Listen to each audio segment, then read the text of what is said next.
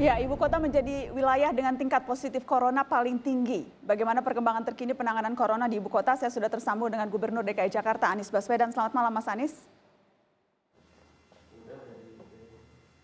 Selamat malam, Nana. Mas Anies, secara angka Jakarta yang terbanyak, tapi di luar itu, bagaimana sesungguhnya situasi kita di Ibu Kota, Mas Anies? Ya, jadi memang di Jakarta angkanya meningkat sangat pesat. Pada tanggal 29 Februari ketika saya pertama kali menyampaikan bahwa di Jakarta ada orang dalam pemantauan dan pasien dalam pengawasan, angka kita waktu itu 115 orang. Kemudian hari ini itu sudah menjadi 862. Maaf Mas Anies, boleh diulangi berapa Mas Anies? Waktu itu 32, sekarang pasien ada tanggal 29 Februari ada 115, hari ini 862 orang. Itu yang positif Mas Anies? Itu yang positif kemudian, Mas? Kemudian pemantauan. Kemudian yang dipantau, oke. Bukan. Kalau yang positif, ya yang positif, yang sekarang pasien itu dari 32 ada 374 pasien. Dan angka kematian juga di Jakarta ini cukup tinggi. Dari total saat ini ada 160 orang yang positif. Dari 160 positif ini kita memiliki angka 15 orang yang meninggal. Jadi 9,4%. Dan ini adalah situasi yang bukan sesuatu yang mengenakan.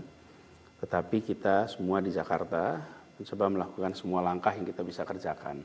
Seperti kita ketahui, nomor satu. Mas Anies, maaf, Mas Anies saya harus potong karena Mas Anies maaf sebelum dilanjutkan saya harus potong karena saya ingin mengklarifikasi karena angka yang kami peroleh dari konvensi pers tadi itu yang meninggal di Jakarta 12 orang Mas Anies. Anda katakan malam ini di Mata Najwa sesungguhnya yang meninggal 15 bukan 12? Iya, betul. Yang meninggal per hari ini adalah 15. Dan itu datanya sore tadi kita kirimkan juga ke Kementerian Kesehatan, kita sampaikan. 12 itu hari Senin. Dan pada hari Senin saya sendiri mengirimkan surat kepada Kepala BNPB dengan tembusan kepada Kementerian Kesehatan, laporan tertulis tentang kasus yang dialami di Jakarta. Di situ angkanya 12. Hari ini sudah menjadi 15. Tetapi jadi yang tadi disampaikan, Mas Anies saya tahu Anda tidak 15 artinya 9,4%. 9,4%. Tadi versi pemerintah pusat yang positif 125, sementara Anda katakan sesungguhnya yang positif lebih banyak dari itu 160. Jadi apakah memang perbedaan data ini hanya tidak koordinasi atau ada yang menutupi data?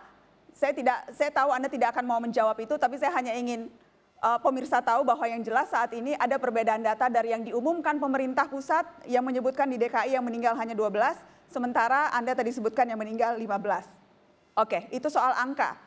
Apakah itu artinya situasinya sekarang memang kita sudah sampai pada tahap apa Mas Anies melihat situasi Jakarta sekarang?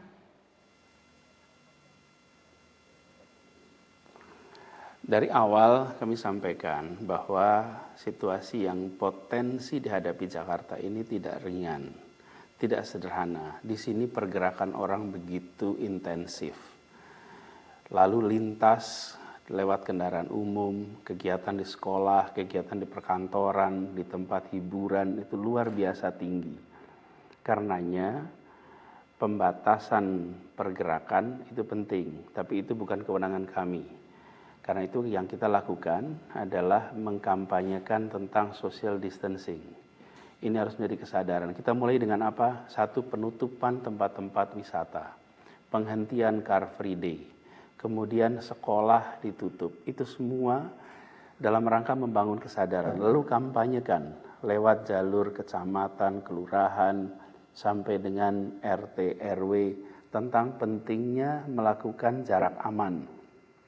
Kurangi kegiatan berjabat tangan. Jadi kampanye social distancing ini menjadi penting karena kita tahu dari data yang kita miliki bahwa ketika orang berinteraksi, bersentuhan, kemungkinan tertularnya meningkat sangat tinggi.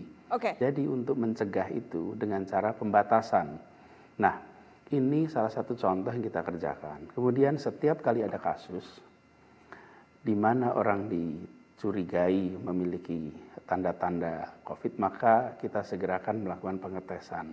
Tapi pengetesan itu tidak bisa kita lakukan. Kemarin-kemarin kita harus mengirimkan untuk mendapatkan hasilnya. Alhamdulillah hari Senin kemarin, hari Senin malam, kita mendapatkan izin untuk melakukan pengetesan itu di Jakarta.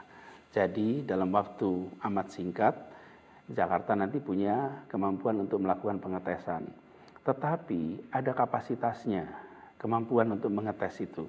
Karena alat yang dimiliki itu bisa mengetes satu hari kira-kira 120 sampai 150 case sampel. Jadi tidak kemudian serta-merta kapasitas pengetesan itu ada bahwa kita sekarang bisa melakukan, tapi dibandingkan dengan jumlah yang harus dites, ini jumlahnya masih belum sebanding. Ini yang kemarin kami selalu sampaikan. Baik, Mas Anies. Bahwa paling penting siap, silakan. Ya, baik, Mas Anies, maaf saya harus potong. Tadi Anda katakan bahwa kalaupun daerah sekarang sudah mendapatkan izin untuk tes, tetapi kapasitasnya hanya 100 sampai 120. Nah, idealnya DKI Jakarta, seberapa banyak yang mau dites, Mas Anies?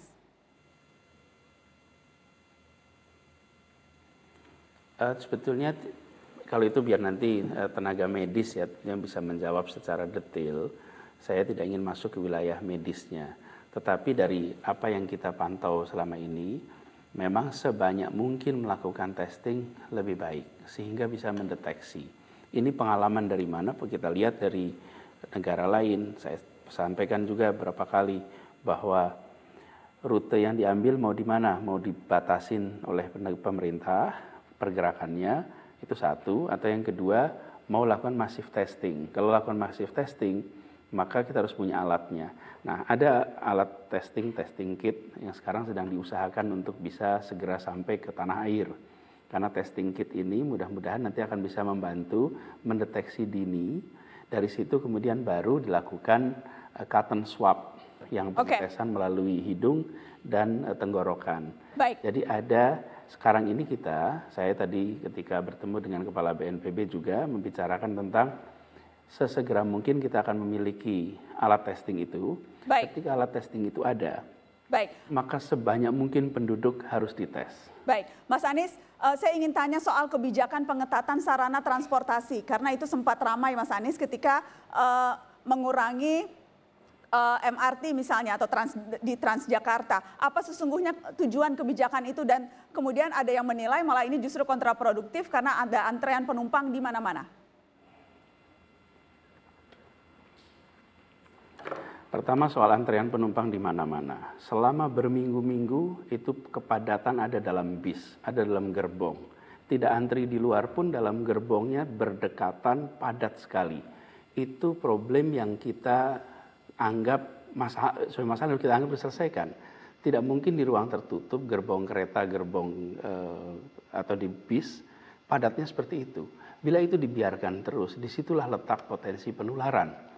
Karena itulah kemudian kita lakukan pembatasan di mana jumlah yang masuk ke stasiun, jumlah yang masuk ke halte dibatasi, antriannya di luar. Memang antrian di luar ini secara medis kita tahu bahwa berdekatan di luar itu risikonya lebih kecil daripada dalam ruang tertutup. Tapi ketika itu kita kerjakan, kita sekaligus mengirimkan pesan bahwa ini ada 1 juta orang yang menggunakan transportasi kendaraan umum di Jakarta, ditambah sekitar hampir 1,2 mungkin yang menggunakan kereta. Ketika Jakarta melakukan pembatasan di dalam transportasi umum, mengirimkan pesan pada semua bahwa COVID-19 ini bukan masalah yang ada di WA Group, ini bukan masalah yang ada di sosmed, dan bukan masalah yang ada di negara yang jauh sana seperti minggu-minggu dulu. Sekarang masalahnya ada di dekat kita, ada di antara kita. Karena itulah kita melakukan itu. Dan apa yang terjadi? Kalau satu hari biasanya ada 1 juta penumpang. Hari Senin kemarin sesungguhnya yang menggunakan kendaraan umum di Jakarta itu sudah turun menjadi 250.000. Baik. Artinya kita mengurangi jumlah orang yang berinteraksi langsung. Oke. Harapannya bisa nantinya mengurangi potensi penularan. Oke, baik. Dan apakah itu artinya kebijakan ini memang kemungkinan akan diambil lagi? Kita akan tunggu langkah-langkah ke depan yang dilakukan oleh Pemprov DKI Jakarta. Terima kasih Mas Anies sudah bergabung di Mata Najwa malam ini, Mas Anies. Sama-sama, terima kasih. Baik, tetap di Mata Najwa, kami kembali sesaat lagi.